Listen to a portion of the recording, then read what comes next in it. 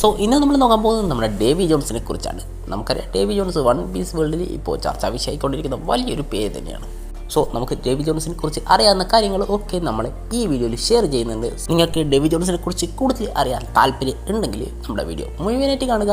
അതുപോലെ നമ്മുടെ ചാനൽ ആദ്യമായിട്ട് കാണുന്ന കൂട്ടുകാരുണ്ടെങ്കിൽ ചാനലിൽ നിന്ന് സബ്സ്ക്രൈബ് ചെയ്താൽ ബെല്ലൈക്കൻ എനേബിൾ ചെയ്ത് ഓൾ നോട്ടിഫിക്കേഷൻ സെറ്റ് ചെയ്ത് വെച്ചേക്ക്. നമ്മുടെ ചാനൽ ഇപ്പോൾ 8K സബ്സ്ക്രൈബേഴ്സ് ആവാറായിട്ടുണ്ട്. നിങ്ങൾ വിചാരിച്ചാലും നമ്മുടെ ചാനൽ പെട്ടെന്ന് തന്നെ അടിക്കാൻ പറ്റുന്നതായിരിക്കും. അതുപോലെ തന്നെ വീഡിയോ ലൈക്ക് ചെയ്യാൻ മറക്കരുത്, അതുപോലെ ഹൈപ്പും ചെയ്യുക. എന്നാൽ മാത്രമേ കൂടുതൽ ആളിലേക്ക് നമ്മുടെ വീഡിയോ എത്തുകയുള്ളൂ. സോ നിങ്ങളെ കൊണ്ട് പറ്റുന്ന രീതിയിൽ സപ്പോർട്ട് ചെയ്യുക. അപ്പോൾ ഞാനധികം പറഞ്ഞു വേർപ്പിക്കുന്നില്ല, നമുക്ക് നേരിട്ട് വീഡിയോയിലേക്ക് പോകാം. നമ്മുടെ സ്റ്റോറിയിൽ 2 തവണയാണ് നമ്മുടെ ഡേവി ജോൺസിൻ്റെ പേര് മെൻഷൻ ചെയ്തിട്ടുള്ളത്. ഒന്ന് നമ്മുടെ നീക്കോ റോബിന്, ഒന്ന് നമ്മുടെ ഡേവി ഡി സെബക്ക്. നമ്മൾ ആദ്യമൊക്കെ നീക്കോ റോബിന് മെൻഷൻ ചെയ്ത സമയത്ത് ഡേവി ജോൺസൺ അങ്ങനെ ഒരു ക്യാരക്ടറെ എക്സിസ്റ്റ് ചെയ്യുന്നുണ്ട് എന്ന് നമ്മൾ വിശ്വസിച്ചിരുന്നില്ല. അതൊരു മിത്തായിരിക്കും എന്നൊക്കെയാണെന്ന് നമ്മൾ വിചാരിച്ചിരുന്നത്. എന്നാൽ റീസെൻ്റ്ലി ഇറങ്ങിയിട്ടുള്ള ചാപ്റ്ററുകളിൽ നമ്മുടെ റോക്സ് ഡി സെബക്ക് ഈ ഒരു പേര് മെൻഷൻ ചെയ്തതോടു കൂടിയാണ് നമ്മുടെ ഡേവി ജോൺസിന് വലിയൊരു റോള് തന്നെ ഉണ്ടെന്നുള്ള കാര്യം നമ്മൾ മനസ്സിലാക്കുന്നത്. അതോടുകൂടി നമ്മുടെ ഡേവി ജോൺസിനെ ചുറ്റിപ്പറ്റി ഒരുപാട് തിയറീസുകൾ ഇറങ്ങാൻ തുടങ്ങി. അങ്ങനെ ഇറങ്ങിയിട്ടുള്ളതിൽ വെച്ച് ഏറ്റവും ഇൻട്രസ്റ്റിംഗ് ആയിട്ടുള്ളൊരു തിയറിയാണ് ഞാൻ നിങ്ങളായിട്ട് ഷെയർ ചെയ്യാൻ പോകുന്നത്. നമ്മൾ എൽബാഫിലെത്തിയപ്പോൾ നമുക്ക് മനസ്സിലായി നമ്മുടെ നിക്ക 2 തരത്തിലുണ്ടെന്ന്. ഒന്ന് ഡെസ്ട്രോയർ, ഒന്ന് ലിബറേറ്ററും. നമ്മൾ അതുവരെ വിചാരിച്ചിരുന്നത് ഒരു നിക്ക മാത്രമാണ് എക്സിസ്റ്റ് ചെയ്യുന്നതെന്നാണ്. പക്ഷേ ഇവിടെ നമുക്ക് മനസ്സിലായി 2 നിക്ക ഉണ്ടായിരുന്നെന്ന്. ഇനിയിപ്പോൾ ഇത് 2 നിക്കയാണോ അല്ലെങ്കിൽ ഒരാളെ കൊണ്ട് തന്നെയാണോ ഇത് പറയുന്നതെന്ന് ഇവിടെ കൃത്യമായിട്ട് നമുക്ക് ഉറപ്പിക്കാൻ പറ്റില്ല.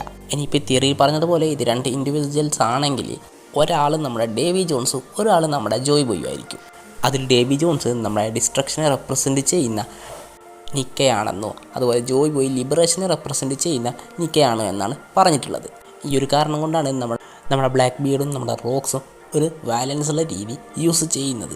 എന്താണെന്ന് വെച്ചാൽ നമ്മുടെ ഡേവി ജോൺസിൻ്റെ ഫോളോവേഴ്സ് ആയതുകൊണ്ട് തന്നെ ഡേവി ജോൺസിനെ പോലെ തന്നെ ഒരു പക്ഷേ ഡിസ്ട്രക്ഷൻ ആഗ്രഹിക്കുന്ന ആൾക്കാരായിരിക്കും നമ്മുടെ റോക്സും.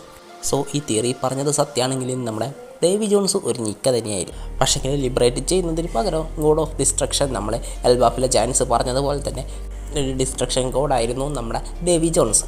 ഇങ്ങനെയാണ് ഈ തിയറി പറഞ്ഞിട്ടുള്ളത്. പിന്നെ നമ്മുടെ ഡേവി ജോൺസിനെ കുറിച്ചുള്ളൊരു തിയറിയാണ്. ഇത് വളരെ ചെറിയൊരു തിയറിയാണ്. നമ്മുടെ ഇമു സമയും ജോയ് ബോയും ഫ്രണ്ട്സ് ആയിരുന്നു എന്ന് ഉള്ള ആ സംഭവം പുറത്ത് വന്നതിന് ശേഷമാണ് ഈ തിയറി ഉണ്ടായത്.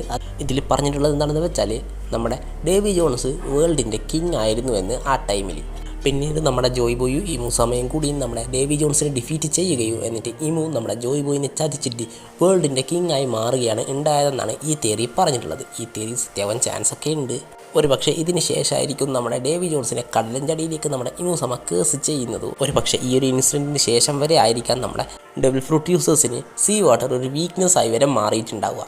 എന്തായാലും ഈ തിയറി സത്യവാനും ചാൻസ് ഒക്കെ ഉണ്ട്. നിങ്ങൾക്ക് ഈ തിയറിയിൽ ഏത് തിയറിയാണ് ഇഷ്ടപ്പെട്ടതെന്ന് കമൻറ്റ് ചെയ്യുക. അതുപോലെ തന്നെ വീഡിയോ ഇഷ്ടമായിട്ടുണ്ടെങ്കിൽ നമ്മുടെ ചാനൽ സബ്സ്ക്രൈബ് ചെയ്ത ബെല്ലൈക്കൻ എനേബിൾ ചെയ്ത് ഓൾ നോട്ടിഫിക്കേഷൻ സെറ്റ് ചെയ്ത് വെക്കുക. എന്നാലും മറ്റൊരു ദിവസം മറ്റൊരു ഡേ കാണുന്നവരെ ബൈ ബൈ.